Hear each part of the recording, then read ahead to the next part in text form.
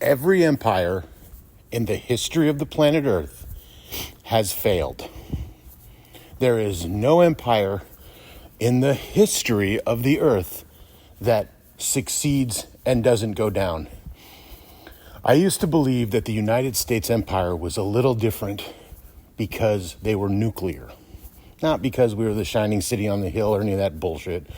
But I believed because we were nuclear that the failure of the empire would not happen the way we had seen other empires fail through history, through war, through uprisings in their own people, French Revolution, the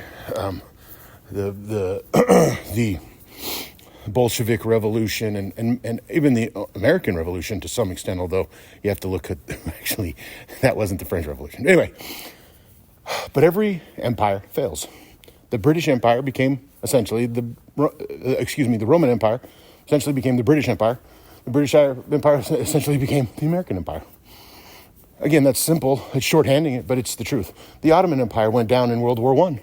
That was really one of the most the overriding ideas or the overriding goals of World War I was to get rid of the Ottoman Empire because under their land they had a ton of gold or a ton of oil and natural resources that Europe and America wanted, particularly Europe, particularly Great Britain and Germany. Germany didn't like it. Germany was fighting on the other side.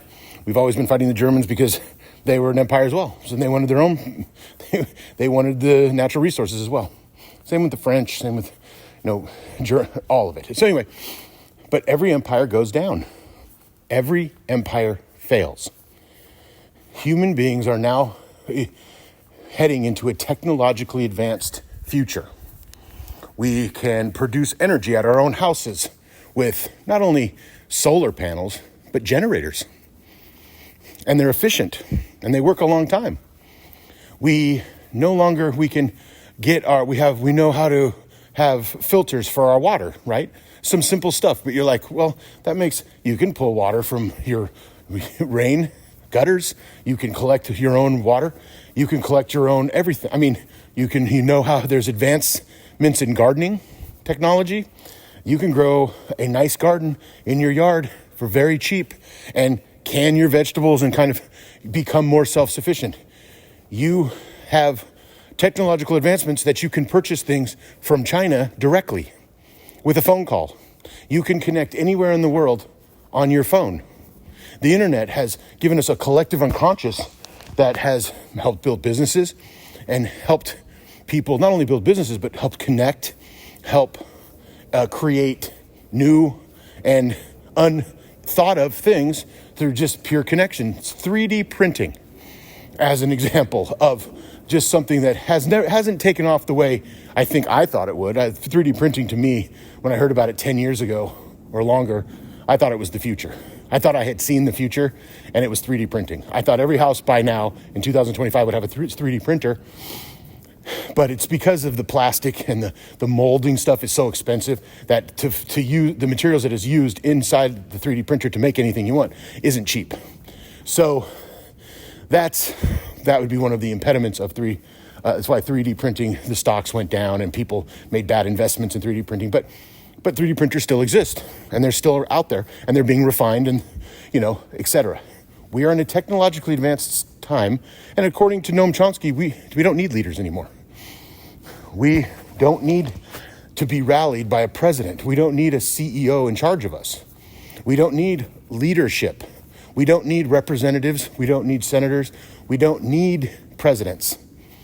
The one thing we haven't tried is pure democracy, is allowing national referendums and allowing the country to vote how the majority wants it to be, not how a minority in the Midwest and South want it to be. That is not a productive way to run anything. You wouldn't run a business, a household, anything like that. But the Electoral College has kept us in a conservative rut for the last 30 years. And I include Clinton in that. And I know he didn't benefit from the Electoral College, but the Electoral College all of a sudden wasn't relevant until 2000 when Republicans started to steal elections in broad daylight. The empire is getting more and more corrupt. When China can create an AI app that's better than anything we have in this country for $5 million, and Sam Altman, or whatever his fucking name is, whatever AI goon, is asking for $500 billion from the United States government. But the Chinese are like, yeah, we'll do it for $5 million, because they're not capitalist, and they're not at late stage capitalism. China will get there.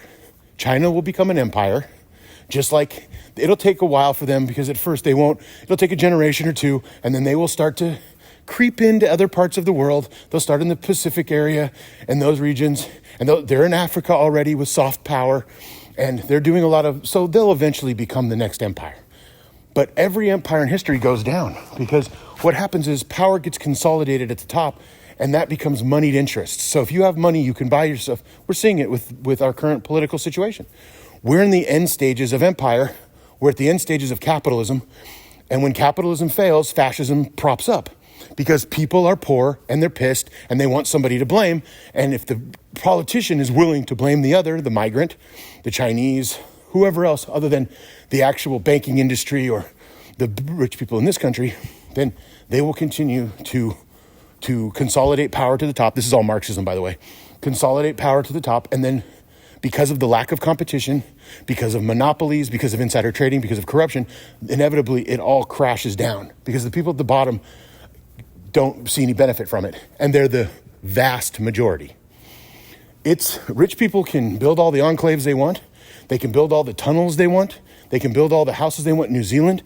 They can run away from this problem, but they're still on the planet Earth. And they're still part of the human family, as much as they don't want to be. And this empire will take them down too. It's already begun. We're already seeing it. And we're watching people on the left, Democrats, trying to resist it at all costs. Let's just get a Democrat back in and everything will be fine. Not going to be fine. This is the end of empire. It doesn't matter what MAGA looks like in 10 years. It matters what the country is going to look like in 10 years. And it will not look like it does now. This is going to be a free-for-all. And a lot of states are going to finally pull up their big boy pants or big girl pants, pantsuit, and fucking stand up to the federal government and stand up to and say, we don't want this anymore. We're not interested in this. We have the people here do not like this or have suffered so much, they're tired of suffering. They're tired of watching homelessness go out of control. They're tired of watching benefits being cut. They're tired of their healthcare raising. They're tired of everything raises. Everything's getting more expensive. It is expensive to live in America. Unless you cut corners and you search for values, and even then it's still expensive. So as we progress into a technologically advanced society and we start to create more feedback loops within the community, common interest stuff, providing food, providing libraries, providing things that we fund ourselves, that we build ourselves, and that we control ourselves. And that will take time, but that's the future. And the country is going down. It's circling the drain. And it's circling the drain quite rapidly, because we live in a technologically advanced society where things are immediate. I can order something from Amazon and have it at my house by the time I get home at work, depending on the thing, obviously. But that's unheard of in American history. I'd have to go to a store. I'd have to purchase it. I had to find it at the store. Hopefully it was there. If you call a store right now looking for any, good luck. So they all have apps where you can go on their app and see if they have it in stock. And I don't know about you, but I've done that and gone to places and they didn't have it. It said they had it and they didn't have it. But Amazon, that's guaranteed. Makes it easier. It's a technologically advanced society. We need to start creating our own apps. We need to start doing working class stuff. We need to have working class computer programmers and working class tech people and people that are actually proletariat, not bourgeoisie. The middle classes are not where revolution comes from. They are never where revolution comes from. And certainly rich people are definitely not where it comes from. This isn't a revolution, what they're doing, MAGA is doing. MAGA is just greedy. MAGA is just extremely stupid and greedy. And you can see this with their decisions and their actions and the people that they have involved in the Trump administration. These are not the brightest in your society. These are not these are not people with high IQs. These are dumb people who kiss the ring of Donald Trump and kiss the ring of venture capitalists and kiss the ring of capitalism and empire. Those things are all going down. The empire is naked, and it's just going to take some time, but this is the inevitability of it. This is if there's a run on the bank. That's what they're doing with the United States, the federal government. They're trying to take everything, strip it down to nothing, and take. Let them do it. Let them have it. Let them have their antiquated views of the world, their ridiculous yachts in dirty oceans. You know, they're like parked out in the Hudson Bay or whatever. They're parked in some massive yacht is parked in the ocean that's polluted and disgusting. 500 feet from or 1,000 feet from a beach that the government has claimed to be, is toxic. It has botulism or whatever fucking horrible bacteria there. Look at California beaches and tell me I'm wrong. Look at New York beaches and tell me I'm wrong, or New Jersey. Tell me I'm wrong. Tell me I'm fucking wrong, Florida. Tell me I'm wrong. Tell me I'm wrong about the Gulf Coast.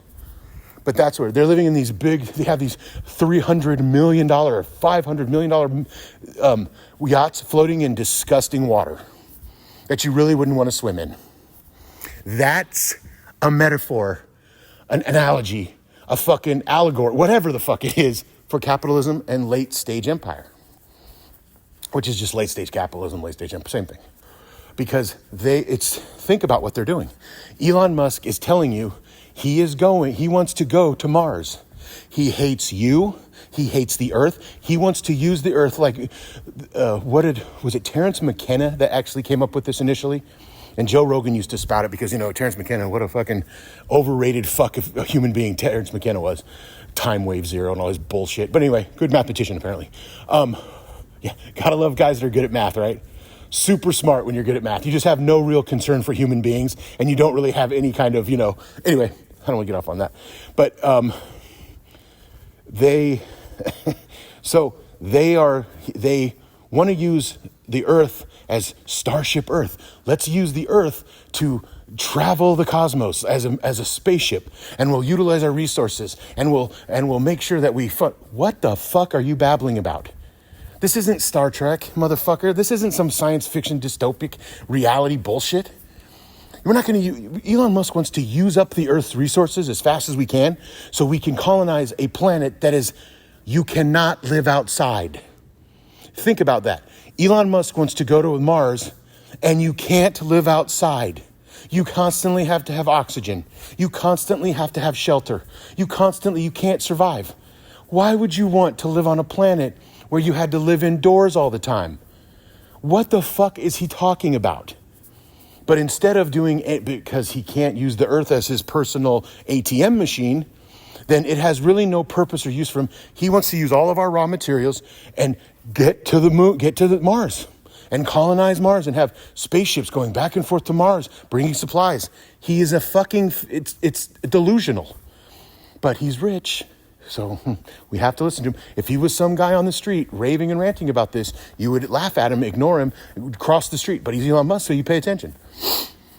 Money fucks with people. Money is perceived as an accomplishment. It is not for every single person. People that are rich people that grow up in rich families are not accomplished people. They're manufactured. They were created by rich people for rich people to continue to be rich. So this idea, these notions of empire remaining, or that can be used to go to Mars, or that it can be used for these, it won't. And inevitably will fall. It'll falter. People will rebel. And when they do rebel, they will not stop. They will continue to ask for more and more because they'll see that it works. You can federalize the police forces all you want.